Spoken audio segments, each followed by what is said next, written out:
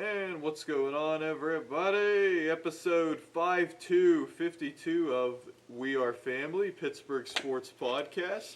Joined as always by Pirate Peyton Celesti and Jake Bell. I am Nathan Shivens.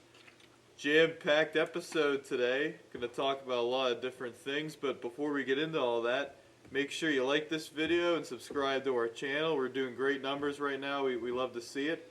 Follow us on our Instagram, our TikTok, our X, everywhere. Follow us and comment. Leave your thoughts, especially on our pick videos. Leave your thoughts. What do you think of our picks?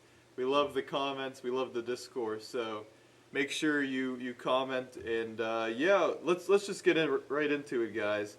And let's talk about the Pittsburgh Steelers, who honestly, to me, looked dead in the water going into this game, because I was thinking, just going in, this was a game where if the Steelers lose this game, I think for sure Baltimore wins the AFC North. That was like my opinion, because it would have been a one-game lead, and the Steelers have not the easiest stretch coming up.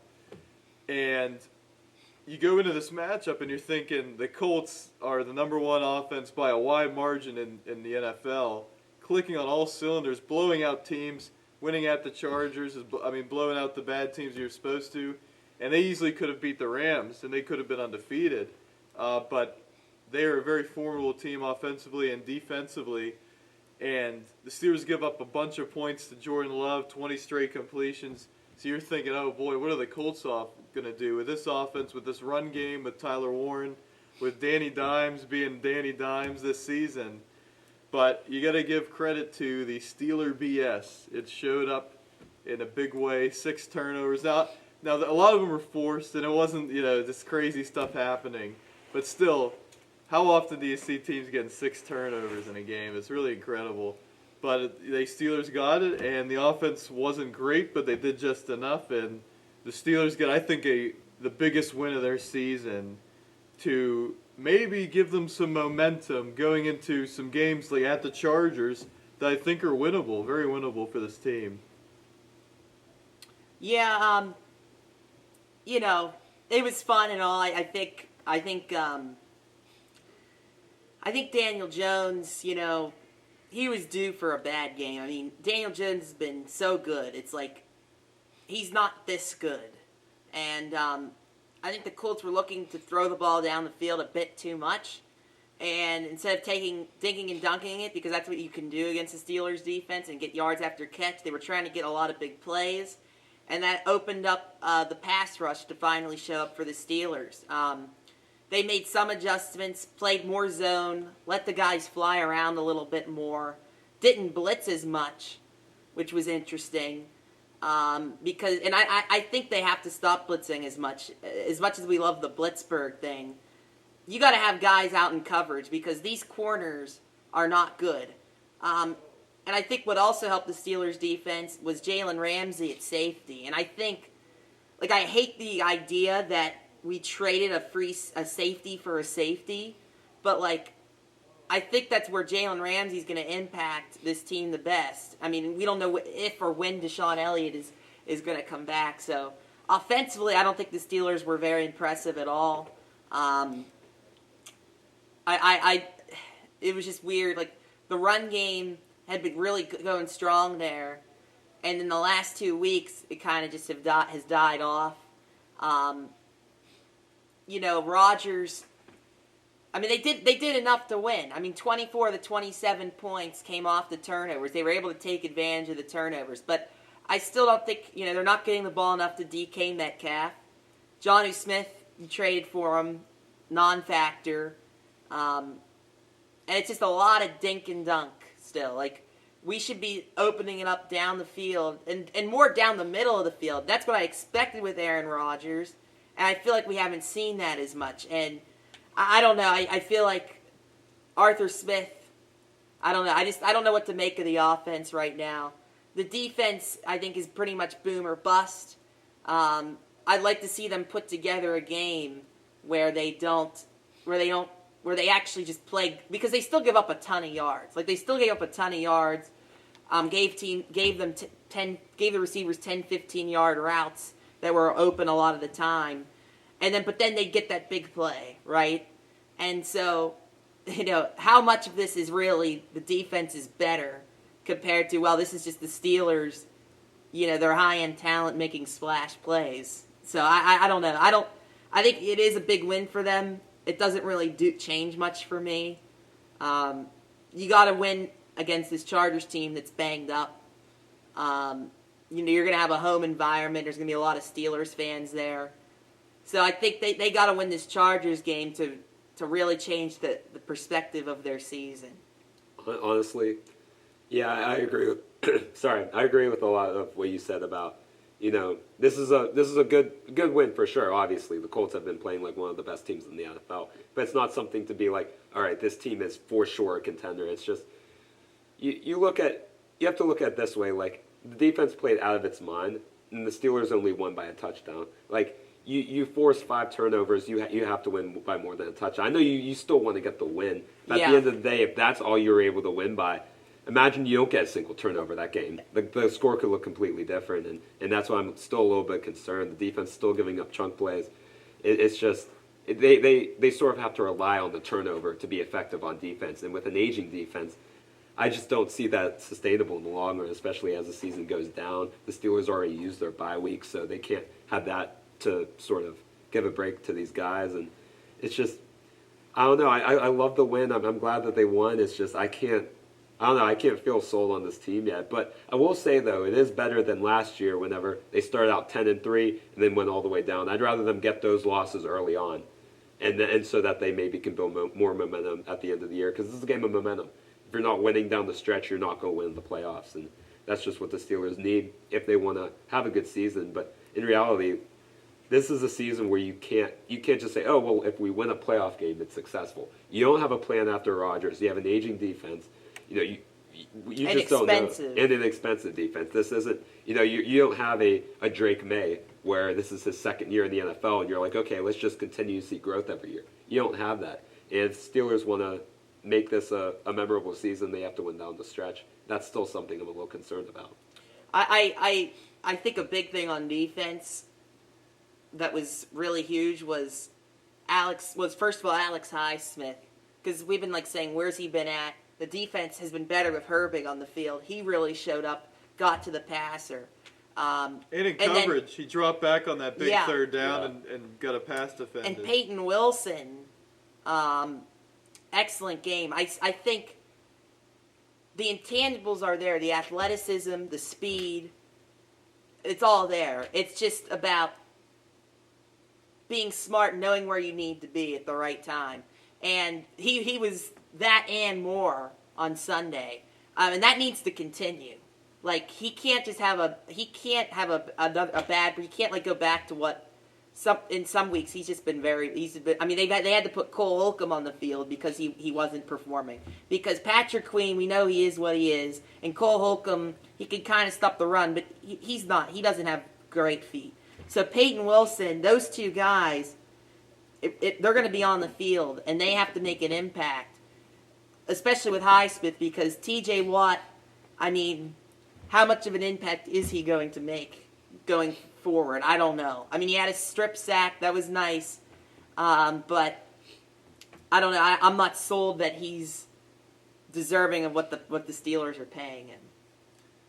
Yeah, I agree with both of you guys. I think the Steelers, they had great individual performances, right? We talked, Peyton Wilson had a tremendous game, really, really did.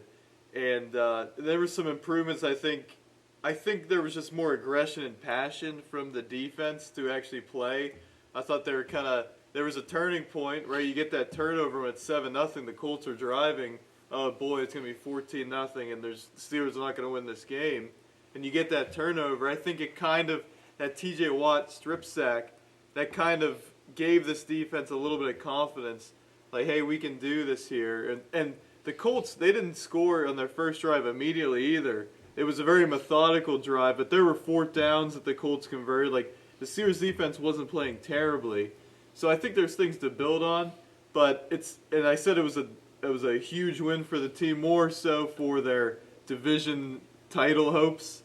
I agree with both of you. I don't think this really changes much on the outlook of the team. unless we see a consistent defensive performance like we saw against Cleveland or Minnesota, where you are getting that pass rush. You need turnovers and pass rush with the Steelers. The Steelers defense is built on this pass rush. They're paying a bunch of money up front. And when they don't have that, and you're playing back, that's what we were talking about last week. When your pass rush, and when these teams are getting the ball out so quick, you got to play up on these receivers. So maybe you get beat later on, but you hope that pass rush gets there in time so the quarterback doesn't see it or he's scrambling for his life or something. That's that kind of chaos formula that the Steelers have to play with defensively, and we just haven't seen that consistently enough. And it really needs to happen against the Chargers with their offensive line completely decimated right now. But it is interesting. Peyton Wilson, I think, played one of, if not the best game of his career. I think the Baltimore game, it was a great interception last year, but it was kind of a weird play. He was consistently everywhere in this game. I think Alex Highsmith, like you guys are saying, played better. I think the whole team defensively just played better. Darius Slay, there are things you gotta like. Darius Slay's not very good. He's slow. He's old. He's washed up. He's slow. He's old. And Eccles isn't very good. Joey Porter, we saw on Sunday, is not good either. He makes one play and then he makes two holding pass interference calls and gets burned either on a slant or whatever. A lot of slants he gets burned on, but even those corner outside routes. But you have to understand that, know who you are, know your identity, and move forward with that plan defensively. So, but I think more it's about the offense. I think this offense really needs to gel a little bit better. And I know the Colts have a pretty good defensive team, but like you were saying, Jake Bell, they could have put up more points, certainly. They only won by 7 in the end. I will say, them winning by 7 against the Patriots with 5 turnovers and them winning by 7 against the Colts with 5 turnovers was different because that came down to the end of the game. The Steelers were up 17 points, and then, the offense didn't seem like they weren't really the Patriots game, it was they got a turnover and it was 3 and out. They scored off the turnovers in this game, right. And they got ahead. And the Steelers, we know they play a lot of soft coverage. They kind of I think mentally, they just kind of took the foot off the gas. You would like them to just blow them out, but we kind of know that just really doesn't happen. But that's all I was saying. I was going to say something else I don't remember, but. I guess I will add too, this is sort of something that happens, I feel like, every year, where the Steelers will just beat a really good team that they shouldn't. This is a kind of a different scenario, but the one that comes to mind was 4 years ago whenever the Steelers won the opener against the Bills. Like when the world's going on, it was a crazy, defensive game. The offense did enough. But it's just something we see every year. That's what makes me not really flip my switch. Obviously, the Steelers are a good team. It's just I can't seriously call them a contender until I see it. Just like I can't say that the Chiefs aren't going to be a contender until I see them not be a contender. It's sort of that scenario. Well, and the thing is, Tomlin in these spots, right? Last week we thought against Green Bay, we thought awful loss as an underdog. Then they lose, right? I think a lot of people thought the Steelers was a good spot for the Steelers. Then they lose, and now everyone is out on the Steelers. Everyone loves the Colts. And we heard that Jalen Ramsey gave some sort of speech before the game, and that really, or the night before, and that got the defense really fired up. So was this more of an emotional win, or was this a win that's going to show what this Steelers defense is going to be about? And to me, you have something to prove still, especially against this Chargers team. We all know Justin Herbert is better than Daniel Jones. Justin Herbert is one of the top 8, 6, 7 quarterbacks in the league. And we know that the Steelers struggle against great quarterbacks, right? So we've seen them beat up on okay. Now, Daniel Jones has been really good. Maybe he ends up being a really good quarterback. But, he was due for a bad game. And, again, I feel like the Colts' game plan as well wasn't very... they should have been running the ball a lot more.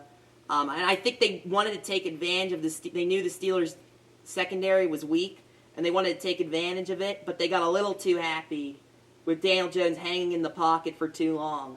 on trying to go downfield. And they're overthinking it too. Yeah. They want to 50 play this pass straight. attempts Yeah. Well- with Daniel Jones. I mean, and I agree, but a lot of that talk about like not running the ball, like they were down big from the second quarter on, and not big, but it was getting away. And I think I do agree they should have ran the ball more. I think in the first half they could have ran the ball. Well, in the first quarter they threw it a lot too, Yeah. even and they took the lead. But yeah, I mean you got the best running back in football. I mean you should take advantage of that, especially when Daniel Jones has the strip sack and throws the pick, and you're like, oh geez, maybe he doesn't have it today. Like I would say even more so if you're running with Jonathan Taylor, especially with the Steelers team that has given up rush yards at times, even when they say they want to stop the rush. It's been, obviously the pass defense has been a lot worse, but I mean, if you're the Steelers, there's a lot to clean up, but you get a big win here, and you got the Ravens still breathing down your neck because they're sitting there 3-5, but there's a lot of winnable games on their schedule. Their upcoming schedule. I mean, they're going to be over 500 before you know it. Mm-hmm. So. Yeah, but now they play the Vikings this weekend, which I think I saw a graphic. It was funny today on Get Up this morning. It was Lamar versus JJ, and it was like, why? That's like disrespectful, Lamar Jackson. Yeah. Like, what is that even? Like, JJ McCarthy hasn't proven anything yet. But that'll be an interesting game because the Vikings and Brian Flores defense, they're gonna need to have a great game again to stay in that one. But you look at the Ravens schedule, you're talking about. A lot of Cleveland still play Cincinnati. They do play. They play the Patriots. They play the Packers. There's some games still, but when they're at their best, they are one of, if not the best team in football, regular season wise. So we will have to see there. We should talk about the trade deadline because we could. What trade deadline? Because the Steelers, they didn't do anything. There's a lot of harsh critique about that. I don't necessarily agree with that assessment. First of all, there aren't a lot of trades that go down. Number one, everyone wanted the Steelers to get another receiver. What is that going to do for the outlook of this team? Because they don't get the ball to DK Metcalf as it is. Calvin Austin, I think, has proven to be a good enough wide receiver, too. You're paying DK Metcalf $35 million. You have 3 tight ends you can throw the ball to. And would it have been nice to have Jacoby Myers? Yes. And everyone's like, well, it's just a 4th and a 6th. That's all you had to give up. That's 2 draft picks. To me, Jacoby Myers is not worth 2 draft picks. There's great value in the NFL drafts, late rounds, too. And to me, if this team was going to upgrade anywhere, it would have been at cornerback because I don't think I can't say there's anyone on that roster that's a corner that I find to be a strength on this team. So, and again, there weren't a lot of corners available. There's a corner shortage in the league. And the Colts set the market with that trade. So now teams that have corners that they want to trade asking price. I don't think there were any other corners out for trade. There weren't many. The only other trade that I think could have been interesting for the Steelers and I would have been okay with, the Jets, we'll get to the Jets and the Colts and the Cowboys. The Jets was asking price for Breece Hall was a 3rd-round pick. And I love Jalen Warren. I think Kenneth Gainwell has done a good job. But Breece Hall is a premier running back to me. And you have 2 third-round picks because you got the pick for Pickens from Dallas. If you trade, let's just say you trade that Pickens pick, which I assume they would have wanted that pick because the Cowboys are probably going to have a worse record than the Steelers. Yeah. So you trade that Dallas 3rd-round pick to the Jets for Breece Hall. You're essentially traded George Pickens for Breece Hall. To me, that would have been a deal I think the Steelers could have jumped on. And I know they're paying Warren a little bit, but not that much. This run game, we've seen it spark in the jumbo package, but overall it hasn't been very good. That would have been something I think the Steelers should have considered. But other than that, we kind of have our feelings about this team. We're not fooled by this big win over the Colts. I'm not going to be terrible. I'm not going to be so sad that they didn't give up 2 draft picks. And the draft is going to be in Pittsburgh next year. And I understand the willingness to want to keep your picks, for next year's draft. So Yeah, Brees Hall, that would have been interesting because, which I didn't really realize this coming out of college, but he's shown in the NFL. He's great on third down. He's great in the pass game. Something that Rodgers would like because he's going to. He's familiar with Brees. I Yeah, mean, I think he's spoken highly of Brees Hall too. Yeah, absolutely. But I do get it because I know they want to use that draft capital to possibly trade up. I don't know if that's official. I'd imagine that's why they want this draft capital. I know that they want a quarterback and they don't want to be bad enough to get one of the premier quarterbacks. So I could see that being the case. But I think a lot of people are too mad about. Yeah, this. There's an overreaction. Yeah, it's just like you get. Say you get Rashid Shaheed, like how much of a true upgrade would he be? Like I know he would be an upgrade, but it's not like you're not bringing in Justin Jefferson. It's not you're not grabbing this like elite talent that you need to. It would have been a good move, but you have to realize there's other teams I'm sure that had specific needs that didn't make any moves. The Chiefs, the Bills, the Ravens. I mean, there were a handful of teams that made a couple of moves, and that was it. And that's so. I mean, there was only 6 trades that went down, I think, on deadline day, right. wasn't it? So, it's not the MLB. We got to talk about the Jets because I know everyone hates Aaron Glenn right now. They think he's a joke. But, let's take a look at because you have to think he's trying to do the Detroit Lions formula, right? I mean, they were terrible with Dan Campbell at first. I mean, they were a complete joke. I think a lot of people thought this Dan Campbell guy is a joke. I mean, Aaron Glenn was on that staff, I believe. I mean, no one thought of Aaron Glenn as a great coach then. I think this defense going against Aaron Glenn here, their defense should have been better with the talent they had. But they went all in for Aaron. Aaron left. Justin Fields, they made a mistake there. You got to go all in on this rebuild. And Sauce Gardner, I think, could be very good for the Colts, but was he living up to the hype he had in his first 2 years? No.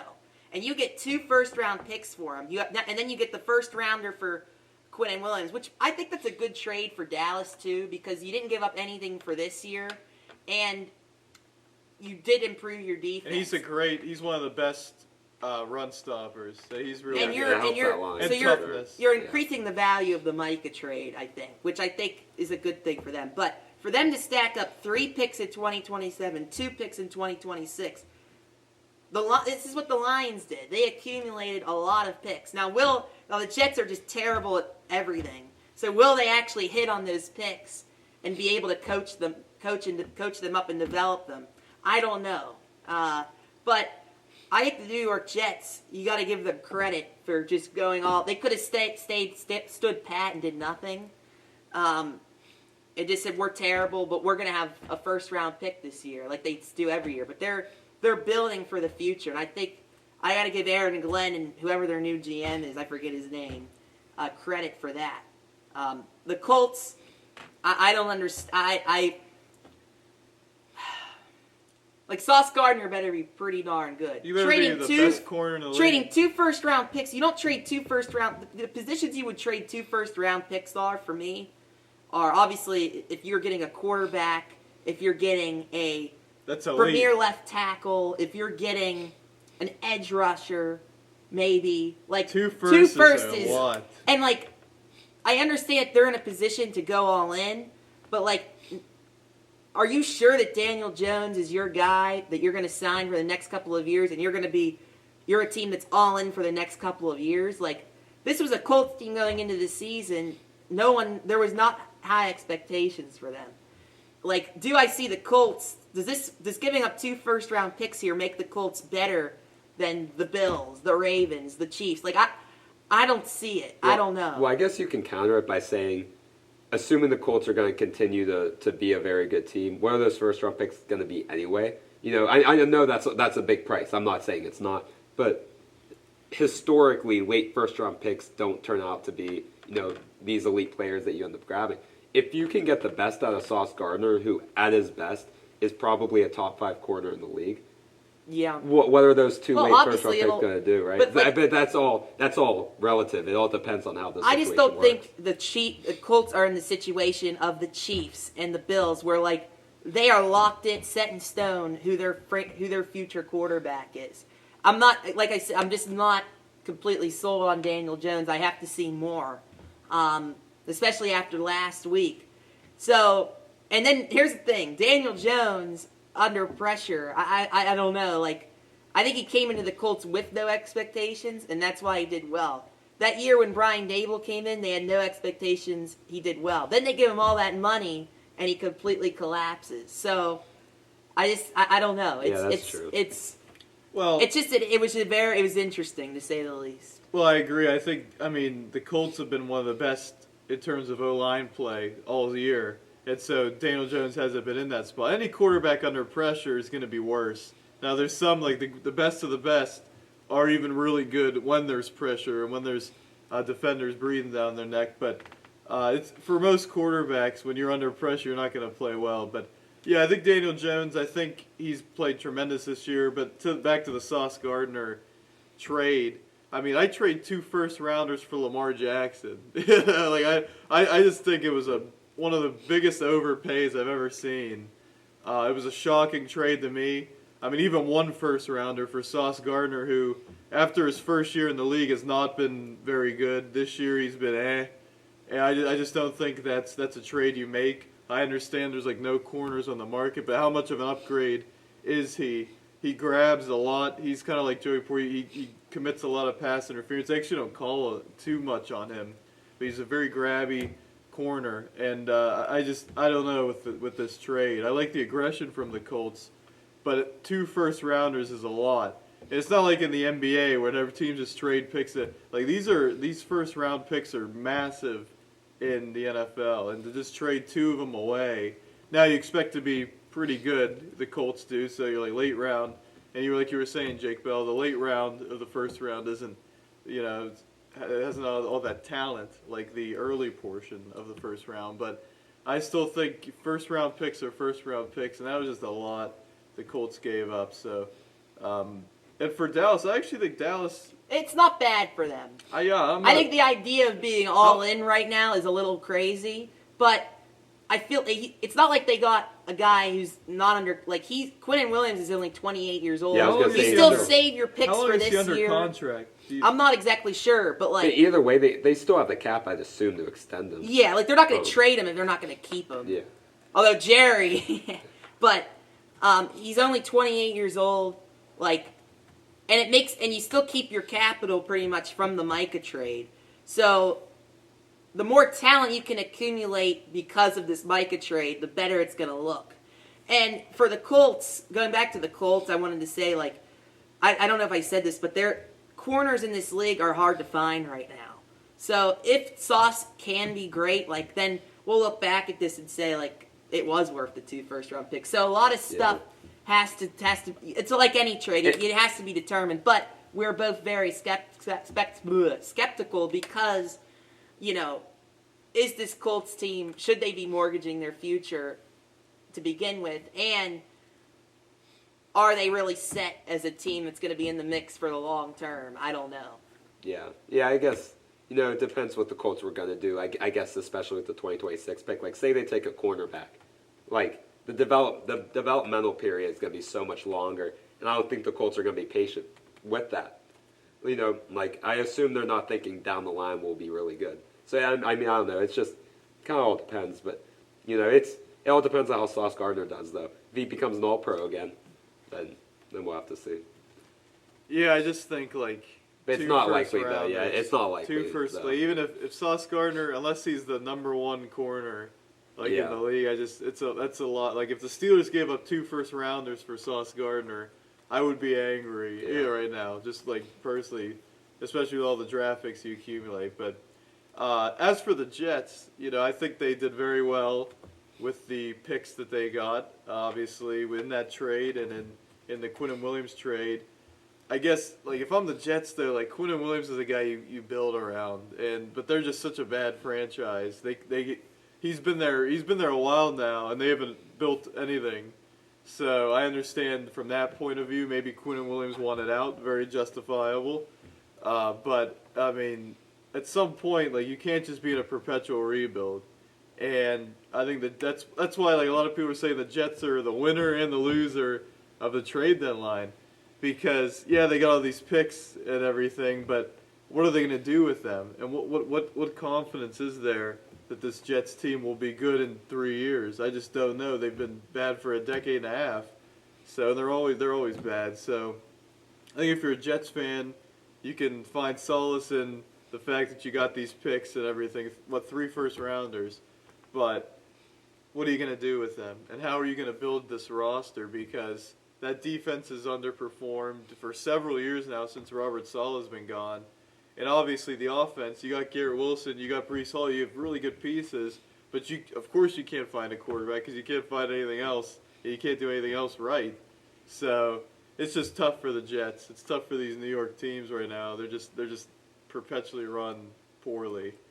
To contrast with the LA teams that are cutting edge, that are hard-nosed, that are tough, that have really good coaching. In these big markets, it's just kind of crazy compared because LA is not a football town, and New York historically has been, and they are just in a bad rut right now. But anything else on the trade deadline? I guess just one more thing on, I guess the Jets, I guess you don't want to go through another rebuild, but at the same time, kind of makes sense from Aaron Glenn's standpoint. He's going to want his own guys. And I know, obviously Quinn Williams is very good. Obviously Sauce Gardner, his first couple years was very good, but I have to talk about a groundbreaking trade that occurred that me and Nate just we were just having a ball about. I wasn't saying much. So. This might be one of the most poverty trades I've ever heard, but it was just beautiful. The Cleveland Browns, traded defensive end Joe Tryon Shoyinka to the Chicago Bears as the Bears lost one of their edge rushers. What a move by the Bears. They lost one of their edge rushers, and this guy, who I never have heard of in my life, I guess he starts for, I didn't know. He was. I don't know if you know anything about him. He was like the 32nd pick in the 2021 first round. Really? By whom? By Browns? The Chiefs or something. I'll look up. What was but this is, they gave up a 6. This is really going to change the Bears' defense. This changes the whole trajectory of the Bears' season. As even though they're 5-3, their defense has been a little leaky. It was Tampa Bay because they won it all in 2020, so they had the 30. I knew it was the 32nd. Wow, pick. I didn't even. Because I was like a draft. I was doing so many mock drafts trying to perfectly predict it, and then once Trey Lance got drafted by the 49ers, I was wrong. So yeah. Anything else, Jake Bell? Do you have anything else to add? No, I was just mentioning that Glenn probably wants to go through a rebuild himself. Oh yeah. Just because he wants his own team. That's my understanding. Well, but the flip side of that is, how much are the Jets willing to be patient exactly. with it? Because now you get these picks. Exactly. And they bring in Aaron Glenn, and we're trying to win. Yeah. But the Jets are just so poorly run, and so who knows there? But Pirate Peyton, anything else from the trade deadline? No, but I want to talk about Pat Narduzzi. Can we talk about him really briefly? Sure. Well, let's talk about Pitt Football then. Well, actually, can we do NFL, finish with our top 10 here, and then move on to everything else? I got to get the Pat Narduzzi. We'll get the Pat Narduzzi shortly. But it's about the middle of the season here, and we our family, we put together a top 10 ranking of these teams in the NFL, and I'm really excited to see what you guys have. There was some discussion pre-show here that was a little contentious because, we all think we have the best list here, but it's an opinionated kind of thing. So, who wants to lead off with their top 10, or do we want to go 10? Who has? I think we'll just do one. One so at a time. We'll go through these quickly and then debate. So, I guess I'll go first. Yeah, go for it. After last night's performance, because I have 11 teams that I think are top 10 teams. But after last night's performance and how fraudulent this Broncos team has been, they are 8-2. I think they have the coach, they have the quarterback. The quarterback needs to start showing signs of improvement in some areas. But it's year 2 for him. My concern with Bo Nix is this what he is? Or can he be better than this? He has all the intangibles to be better. I don't think he has a crazy big arm, but he's big, athletic, he's coachable. But it's just there just seems to be a ceiling with this Broncos offense. It's just something isn't quite right. And we know how good their defense is, though. typically I would have them in the top 10, but after that debacle against the Raiders, I am moving them out of the top 10. They are 11 for me. So at 10, I'm gonna put the Bucs. I probably should have them higher, but I think this is more of a Baker Mayfield being excellent thing than it is this Bucs team, this Bucs roster, and this Bucs defense is really good. Now they're getting some health. Yeah. They're getting healthier, so maybe they'll show signs of life, after this bye week. But I mean, the last couple of weeks, like they were playing the Saints, they looked terrible, but they still won that game because the Saints are just awful. So yeah, Bucs 10. Then I'm putting the Packers at 9. This team is kind of the NFC version of the Broncos. They're not. I think they look better than the Broncos a lot of the time, and because they won some big games. They played in some big. They beat the Steelers. I'm blanking on who else. I feel like they beat somebody else really good. Let me look at their schedule. But the Packers, they're winning the games they need to win. They're not. They beat the Lions. They look like their defense. They have such a good defense. They have such good personnel. They have a lot of guys. They have a lot of playmakers on offense. But losing Tucker Kraft for the long term is a big concern. Jordan Love, how are we losing to the Panthers and the Browns? How are we losing to the Panthers and the Browns? How are we tying the Cowboys? Where did their defense go against the Cowboys? Again, similar to Denver, it's something's just not quite right. But this team can beat anybody. When they're in the playoffs, I don't want to face the Packers if I'm an NFC team. So I have them at 9. 8, I have the Colts. I'd probably have them higher, but after last week, is this Daniel Jones thing for real? And their defense, Sauce Gardner, that should help them a lot, but I don't think their defense is a great defense. I think it's a good defense. I don't think it's necessarily a great defense. Then I have the Bills at 7. They have not looked very impressive to me at all year until last week. Now, they have had the Chiefs' number in the regular season. The Chiefs' offensive line was banged up / it's average as it is. Is their defensive front going to actually be better? Are they going to be a better defense? I mean, they have looked really bad at times this year, but you have to have them up there because of Josh Allen. And I still have the Chiefs over the Bills. Even though the Bills beat them, I have the Chiefs at 6. The Chiefs, they're just... until the Bills beat them in January, I'm not putting the Bills over the Chiefs. And the Chiefs right now, if their offensive line, I have some concerns. The defense, is going to ball out. And they have weapons. I think they're going to be fine. I think they're going to string up a lot of wins here together. Then at 5, we have the Lions. I'd probably have them higher if they didn't lose to the Vikings last week. Jared Goff at times, if you get pressure on him, the offense doesn't flow, but that team is still just a powerhouse. Then I have the Patriots at 4, the big surprise of the year. I think Mike Vrabel is arguably coach of the year. Drake May has been excellent. After that Steelers game, they have looked like a different team. Then I have the Eagles at 3. They, like the Packers, they look weird at times. Some things just aren't clicking with Jalen Hurts, but we've seen that for the last several years. And yet they still find ways to win. They have so much talent, and the tush push is such a big part of them moving the ball on offense. And they won the Super Bowl last year, so I feel like they have to be in the top 5. Then my top 2, I said this is a team to look out for, and they've proven me, above and beyond, have proven me right, is the Seattle Seahawks. Sam Darnold, you could argue, is a top 3 quarterback in the league right now. This Seattle defense, too, Mike McDonald, he knows his side of the ball. And that's, as a defensive coach, head coach, you have to know your side of the ball. And they have just hit on so many draft picks. Jackson Smith and Jigba, moving off Metcalf was clearly the right move. Jackson Smith and Jigba has been beyond a great wide receiver. He's been wide receiver 1. He's been one of the top wide receivers in the league. And then at number 1, I have the Rams.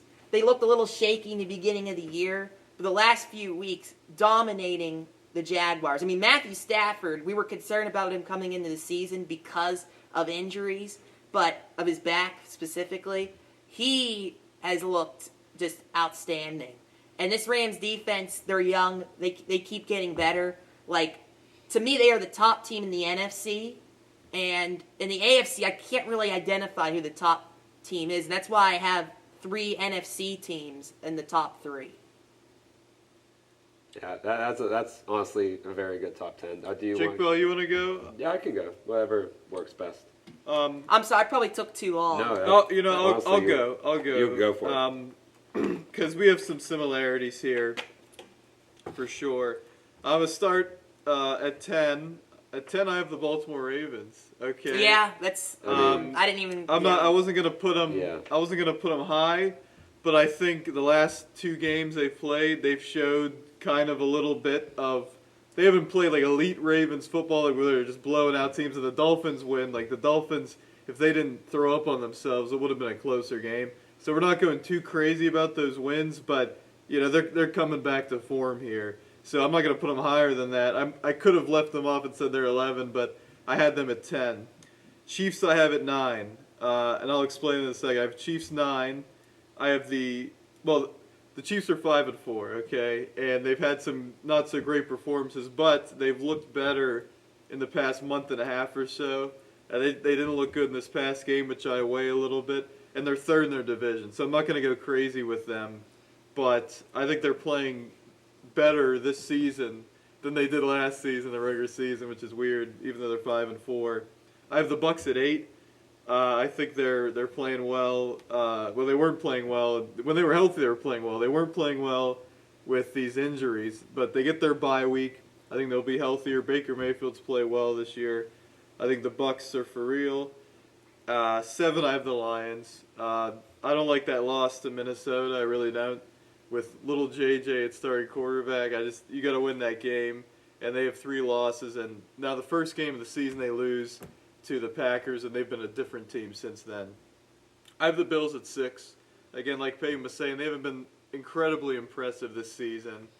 But I think that they were lower before that win against the Chiefs, where they didn't dominate, but they were clearly the better team in the matchup, which says a lot. Now it's the regular season. Can you prove it when it matters most in the playoffs? That'll be the question. So I have the Bills 6, Patriots 5, Patriots 1 in Buffalo. So I got to put them over the Bills, and they're 7-2, and they're playing really well right now. I like what Drake May's doing. I like what this defense is doing.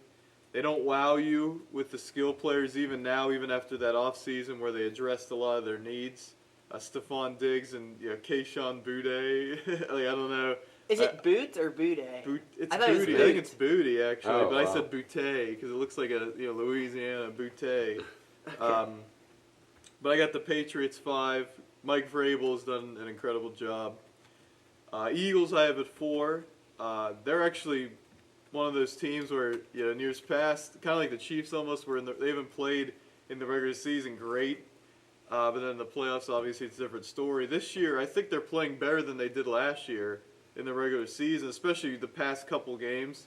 They've opened the deep passing game up a little bit, and Jalen Hurts has connected on some of them. They had an impressive win against the Vikings. I think they're going to put up points no matter what going forward. I like getting the ball to A.J. Brown more, but not forcing it to him.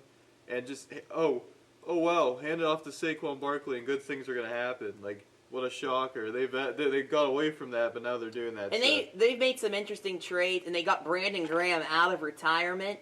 Like, their defense hasn't been as good as it was last year. It's going to be interesting to see how those reinforcements improve their defense. Yeah, so I got the Eagles 4. I think they're going to easily win their division, and they're going to be right there again in the end. I have the Rams at 3 for a lot of the reasons that Peyton was mentioning. Some blowout wins against teams that they should blow out, and then Jacksonville, I think, is a solid team, not a great team, but it was an impressive way they did that. Konate Mumfield getting the touchdown for Matt Stafford. But, yeah, Matt Stafford, we had the concerns about the back, especially with an older quarterback who's had an injury history. Going into the season, training camp, he's back. Matt Stafford's back, but he's been excellent.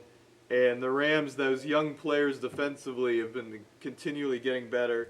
I like the Rams at 3. I have the Colts at 2. That game against the Steelers is an aberration from this season. We've had a sample size of 9 games with them, and in 8 games they've been very good.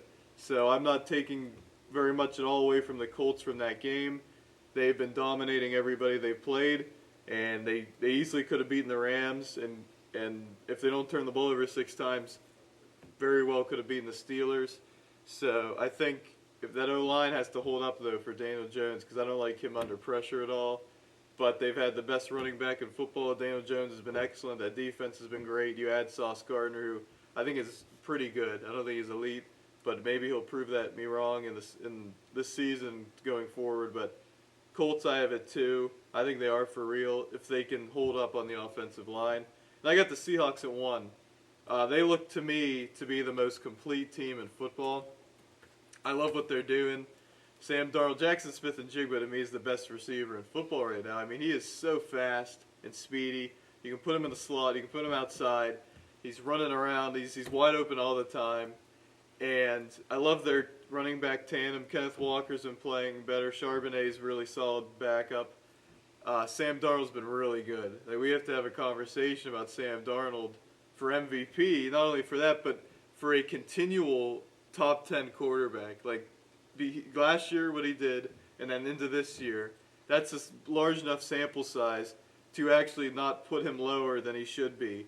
So I have the Seahawks, and that defense has been lights out this season. I really like what I see from them defensively. They were all over the field against the Commanders. They're great on the road, oddly enough. They got to get better at home. You'd figure it would be reversed because they have a great home field, but they've just been tremendous to me. And some games have been closer, but I think overall they're the most complete team. So that's my list. All right, so for mine, I have some very similar, some very different. This is the main event. Yeah, the main event, yeah. All right, so I guess I'll start with the honorable mentions. The 2 teams I left off were the Buccaneers and the Packers. It's just, to me, I still am very high about the Packers and Buccaneers. I still think both will win their divisions. But I'm thinking about, like, right now in time. I'm not thinking about, like, that what I think they'll do later on. Like, I think right now they're just outside the top 10. So that's kind of what I did for that. So for number 10, I have the Lions. I think that they've been really coming around. I know, like you guys mentioned, they had a bad loss, but overall they've been coming around. They've still been playing very complete, even with the change in coordinators. I still like them at number 10. Number 9, I actually have the Chargers. I know they've been looking shaky at times, but pound for pound, we've kind of disrespected. Yeah, the Chargers. like they're still. But it's just the injuries right now. It's just like.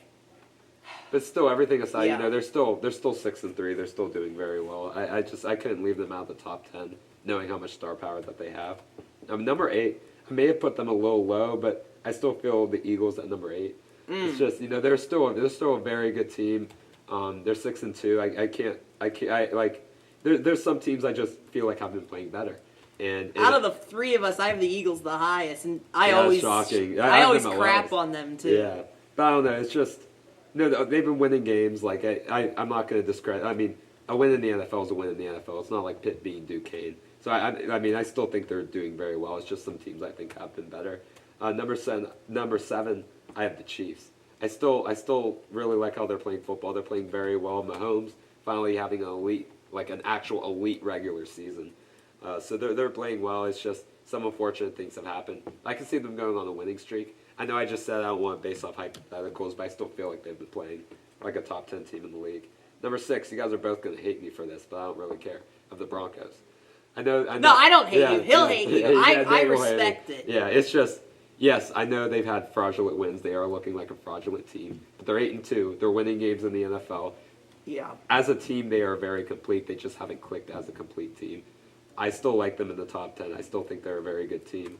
I'm sure they will figure it out. Yes, I know their wins haven't looked the greatest, but their losses, they're not getting blown up. If they're they would losing have covered one-score last game. night against the Raiders and did what they'd absolutely be in. I'm Yeah. putting them in Yeah. timeout. I'm putting them in the corner over there. You're in timeout, Denver. It's just, I don't know, like they haven't gone blown out. Yes, they haven't blown out any teams out really, but they're not getting blown out like every single game they're in. And this is the NFL. Like you're not going to blow out every single team. I like them at 6 there. Number 5, I have the Bills. I still think they're playing very, very great football. I know their defense at times you could be like, but I still think they're playing well enough. and obviously the offense is just continuing to roll. So I'm keeping the Bills at 5. 4, I have the Patriots. I can't believe I have them ahead of the Bills, but I do. They're playing great football. You have to put them ahead. You do. Like they've been playing so well. I mean, Mike Vrabel's like, you need that steady presence for a young quarterback like Drake May and Mike Vrabel. It's worked to perfection. I mean, May. I know you don't feel like Vrabel would develop quarterbacks, but I don't know, he sort of lets the offense and the coordinators and everything do their thing, and I think May just needed to be around stability to succeed. Well, he believes in Drake May too, Yeah, and right. I think that belief is kind of worn off on Drake May, where he's Yeah. like, my coach believes in me. This guy, he's a very good motivator. which Absolutely. We always talk about that. That's like a negative sometimes, but Yeah. it is a very valuable thing for a young quarterback. Oh, absolutely. 3, I have the Seahawks. Like you both have mentioned, they are playing some really, really good football. I can't believe, I didn't think they'd make the playoffs this year. Because, there's question about Sam Darnold. What is he going to do without Kevin O'Connell? He's with a defensive-minded head coach. That's all out the window. Sam Darnold's playing great. Defense is playing great. I love watching them. Yeah, they're really fun watching. Yeah, I mean, you kind of wish that the Steelers would have gone Sam Darnold, but who knows, the situation. Who knows? Well, Aaron's how great not it the. is. Aaron, Yeah, no. I'm not saying it, but more like you have your quarterback for years. Is Right. what I'm seeing. But either way, it doesn't matter. Seahawks are playing very well. 2, I have the Colts. Sort of like what Nate mentioned. I can't take a loss to the Steelers as the end-all be-all of not making. They're a top 3 team in the NFL right now. If the Colts had a bye week, we'd still be saying they're a top 3 team. It's all relative. I think they're still playing very good football. I'm sure they'll bounce back. I mean, they're very competent in both sides of the ball, playing very well. It's just hard to keep them out of the top 3. Number 1, I agree with Peyton. I do have the Rams. It's just every single year, whenever they're fully healthy, they are doing some great things. And yeah, I know they're not 100% healthy, but they're still more healthy than in past years. Matthew Stafford's playing great. It's just a complete team, and I think they are the most complete team in football right now. So I have them at 1. All right, who's on disrespect watch right now? Who was disrespected here? Who disrespected who? I disrespected the Packers and the Buccaneers. Well, I know that. Now the Packers, I'd normally be on you guys, but you can't lose to Carolina. They were at home. 11. Yeah. They were 11. Yeah. You can't lose to Carolina at home. like, at I the- put them in still, but like at the end of the year, both the Buccaneers and the Packers to me will be top 10 teams. I have no doubt. But it's more what I think right now. It the just- Bucks, we got to see how Baker is going in the second half after the bye, and we got to see. I mean, we know he's been great. Will he keep that up? And we got to see if some reinforcements off of injury will help them. I think it's a wait and see. It's an interesting game this week against the Patriots for them. Oh yeah. No, I mean I don't think there were too many major disagreements. Honestly, I honestly. mean Well, I think if I were to do mine over again, I think the Colts. I would have the Colts.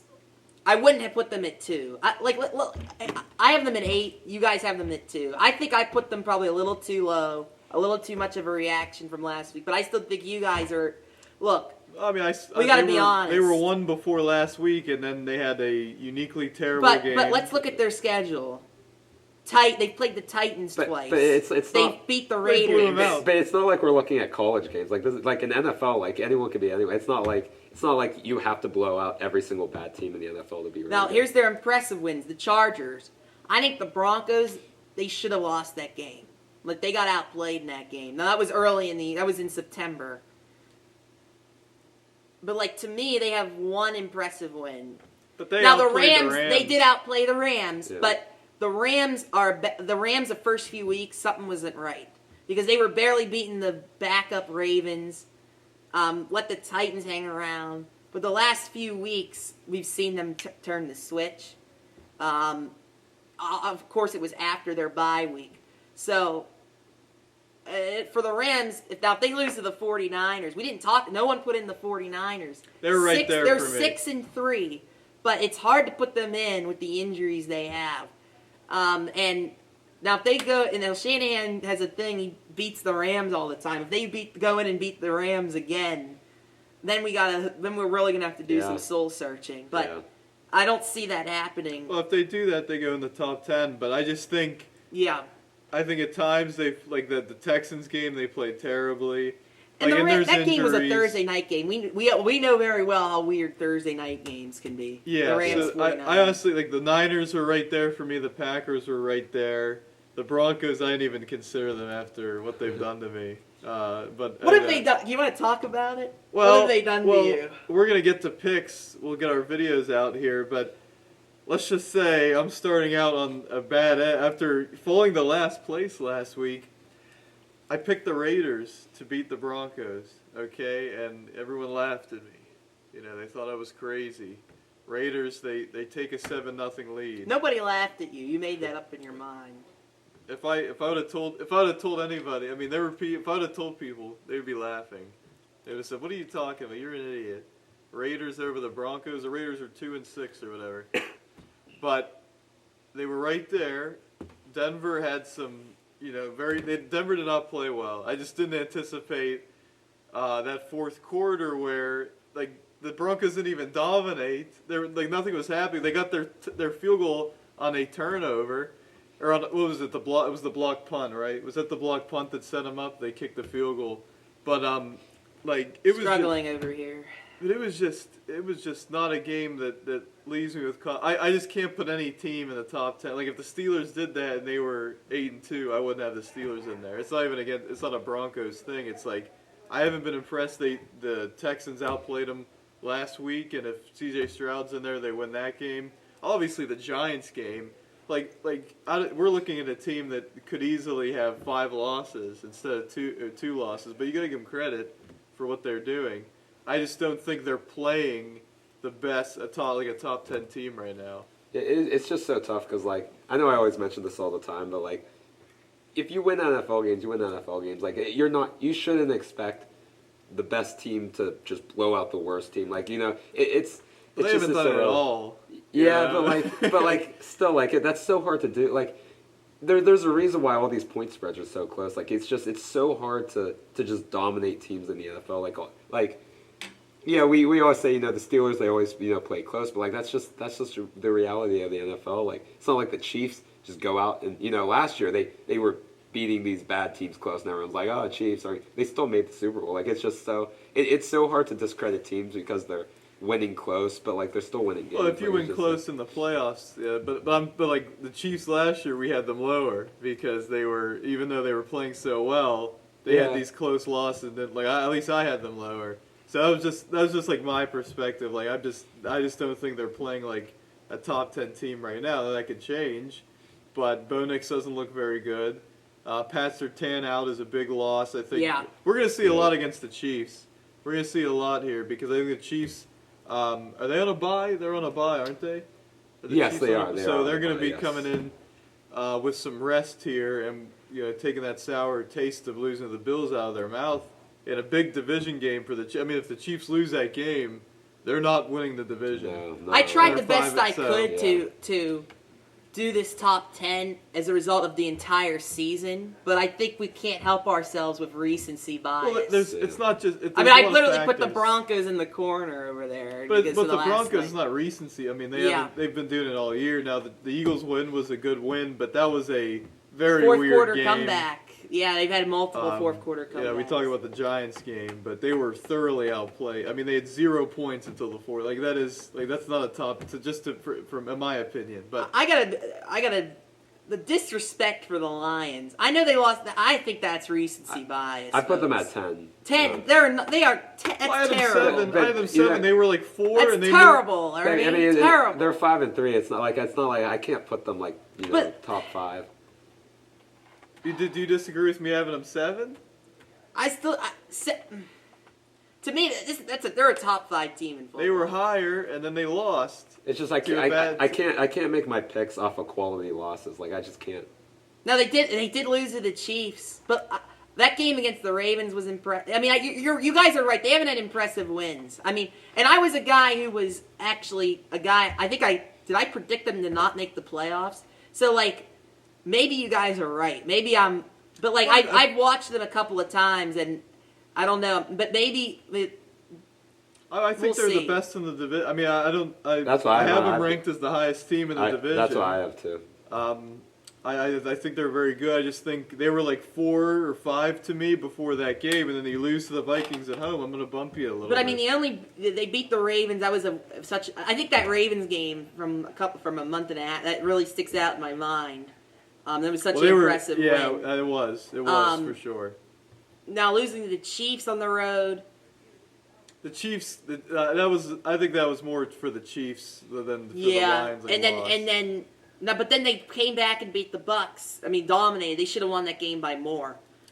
Because like at times they beat the Bears by 30. Yeah. I mean, at times this team, to me, I trust them to be a top 5 team more so than being, a fluke, or a fraud. Maybe I put them ahead of the Bills in hindsight. I don't know. Yeah. I probably would. But Lions at 10 though, that's disrespectful, Jake Bell. Well, the Eagles at 8. Oh my goodness! It's just you have to think I'm doing it based off what they are right now, not what I think they could be at the end of the year. I'm not looking at quality. But are you looking at the totality of their season? I'm looking at a combination of everything. How many points they score, how many points. I mean, this is the NFL. It's not like I'm not ranking Virginia ahead of a 2-loss SEC team. Like that's a completely different landscape of football. And I want to talk about the top 25 in college after we're done here, just for some reaction there. But anything. I mean, the Ravens, they don't deserve to be in the top. No. They haven't done anything yet. Ravens in the top 10. Yeah, they haven't done anything. No, I think right now they're gonna be in the top 10, but like. Well, okay, so what did I do? Okay, I just made my list 5 minutes before we started. Okay, I'm looking at what's happening right now. What happened last week, or the totality of the season? Well, it's not. So far. It's both. There's a lot of factors. It's how they're playing. It's what they've done this season when they've been healthy.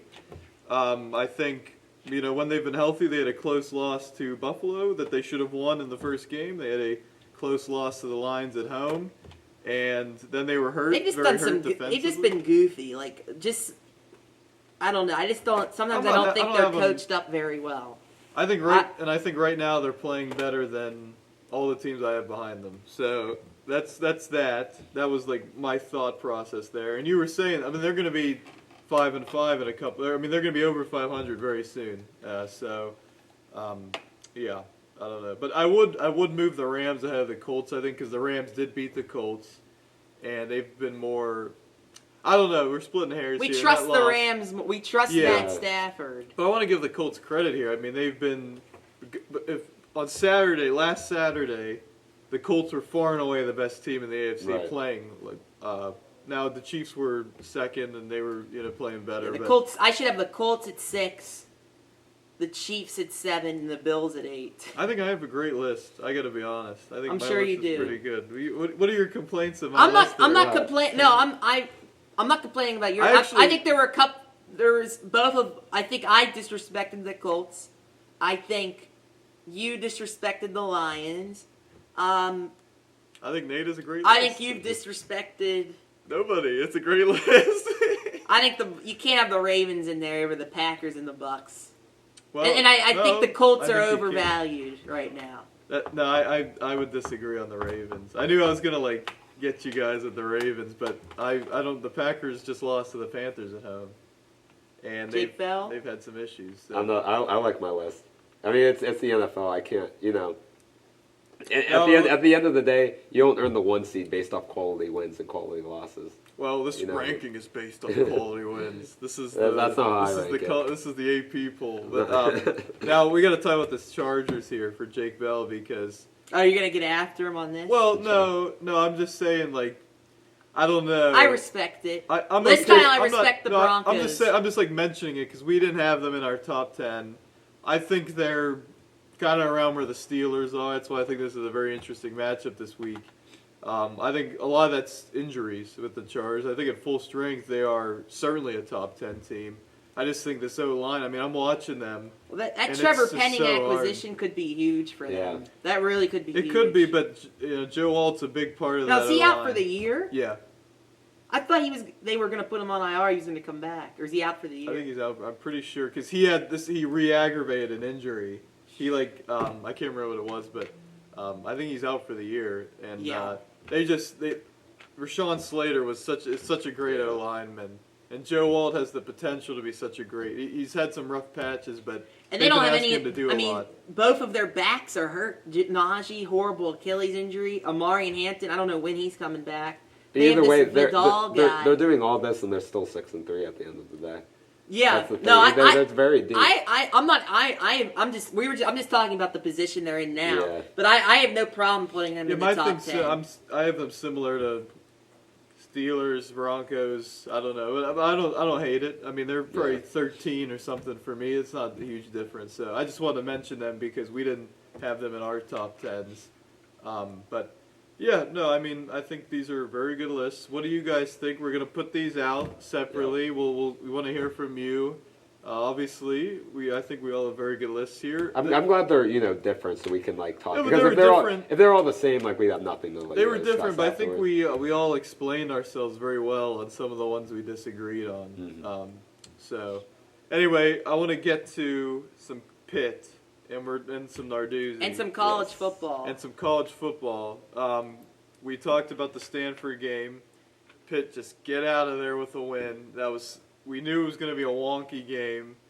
It's Pitt, which is the most wonky team in the history of our country, and they're going on the road all the way to sleepy Stanford, California, with a Stanford team. That Stanford quarterback, he might be the worst quarterback I've ever seen in my life. He's so terrible. He led he was the quarterback of a good Oregon State team that refused. Yeah, exactly. That refused to let him throw the ball because they had a good running.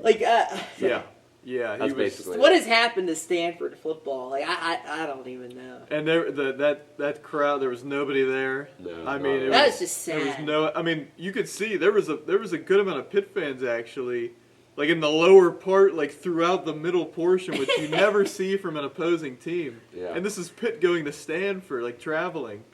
It was Stanford's in a rough spot now. I saw their recruiting a little better. Their recruiting class is not terrible. I think it's around where Pitt is, mid-30s. So that's better. They need a lot of players. It's not. I mean, in every position, I think. But Pitt, early on and at the end. But at the end, it was Mason Einschel making bad decisions. Bless. Thank you. Ugh. We're sneezing right now. Yeah. But early on, I mean, that interception that should have been caught by Lovelace, he had it right there, and it's dropped, and Stanford gets the 3 points out of that. The pass that if Rashad Battle, he's spinning around, if he was a tick quicker, it's an easy interception going the other way. Instead, not only is it not an interception, or it's not even incomplete, it gets batted into the air, and Stanford takes it all the way for a touchdown. That's 10 points that should not have happened at all. And at the end, it was garbage points, for Stanford a little bit. But I think Pitt played a really solid game overall. I think they were clearly the much better team in this game. It should have been. I mean, Pitt was in the red zone 3 times in the fourth quarter and got 0 points out of it. I think it easily could have been in the 50, low 50s scoring. Yeah, Pitt, I mean, they didn't. I feel like they played down to their competition a little bit, but at the same time, Stanford. I don't want to talk too much about this game. Yeah, Stanford is just so terrible. We're not going to. But but they get out of there with a win. My main thing is with the switch from Holstein to Heinschel. We all agree Heinschel is going to be the better player. He is the better player right now, but if we're going to beat these teams, these Notre Dame, Georgia Tech, no bad mistakes. You can't have the turnovers. And I just think, he did it against Stanford. He's done it a lot this year. He's had some great plays, but this is similar to the Holstein experience where he makes a lot of great plays, but then he just does dumb stuff. Holstein didn't make great plays. He made plays. Well, early on with Holstein. Well, you can tell Heinschel has the intangible. But I don't think they can't make mistakes. This Notre Dame is not going to turn the ball over. Georgia Tech, I don't know enough about them. Miami, they'll turn the ball over. But you got to play mistake-free football against these caliber of opponents. I don't know if I could trust. We're really going to see what Mason Heinschel's made of. And if he does turn the ball over, am I going to blame him? Because he's going to be throwing the ball 40 to 50 times a game, and that goes back to a schematic issue with Pitt and a lack of an offensive play calling issue. Yeah, and my other big concern, and we've talked this offensive line. It is what it is. It's we need to see how healthy they are going into next week, and we'll talk about it more because we'll have more information. But they need Desmond Reed, they need Kyle Lewis healthy. This offensive line needs to be healthy, and it needs to be better because they're going to be facing some real defensive fronts. And I know Notre Dame's defense isn't as good as it was. Those are talented players. But there's NFL players all over that field. So I think they got to work the quick passing game as much as they can against, because there's going to be mismatches on the offensive line for this Pitt team. Well, what gives me sort of optimism, I guess, going forward, if you kind of look at Heinzel's mistakes at the end of the game, luckily it was garbage time. Like, I mean, obviously, those could still be made in a close game for sure. But, I mean, I'm not going to fault him too much. He played a very clean game aside from that. Other than, I think maybe he lost a fumble, but I thought that was more at the end of the game. Well, he lost. I'm not indicting Heinzel at all. It's just like, I just don't trust the play caller to put your quarterback in the best position to play clean football. No, that's fair. And I guess, like, honestly, I thought the Stanford game was going to be closer. Like, this Pitt team traveling to California for the first time. Yes, I know Stanford isn't pound that pound better than Pitt. They beat Florida State. They were playing good football the last 2 weeks. Yeah, I mean, they're not. They have an NFL, like a former NFL head coach. It's not like they're just getting blown out the entire game. Like, the Miami game was close until the fourth quarter.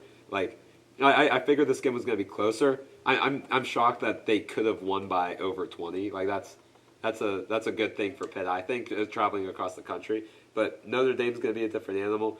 What gives me optimism again about Heinzel is that he dominated an NC State team without turning the ball over that beat Georgia Tech. And I know that's a lot of things going on, yeah. But if you look at Holstein's first 5 games, that last year where he performed very well, I believe there was only one game where he didn't turn the ball over, and he threw a pick 6 against the bad Kent State team. So I think there's a lot more optimism ahead for Heinzel, even with these, I guess, mistakes that he made. But I think he plays much cleaner football overall, and I expect him to not do anything crazy against Notre Dame and the rest of this gauntlet that they have going on, because I think he knows that he can't make mistakes against these teams. I think he understands that he's very mature for being a freshman quarterback.